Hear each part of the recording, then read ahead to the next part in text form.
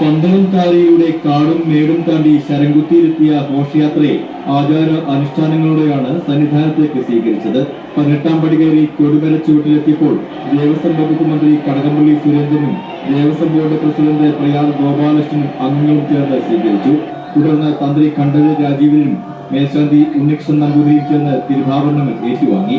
ശരണം വിളികൾ കൊണ്ട് ഭക്തിസാന്ദ്രമായ സംക്രമ സന്ധ്യയിൽ തിരുവാഭരണങ്ങൾ അയ്യപ്പ വിഗ്രഹത്തിൽ ചാത്തി ദീപാരാധന നടത്തി.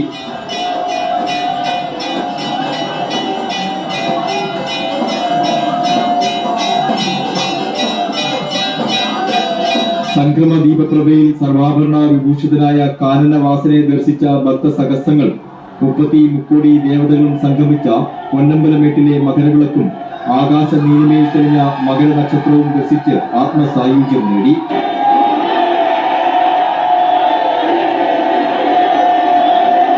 സന്നിധാനത്തു നിന്നും ക്യാമറമാൻ ശശികാന്തിനൊപ്പം പങ്കജാക്ഷൻ, അമൃത ന്യൂസ്.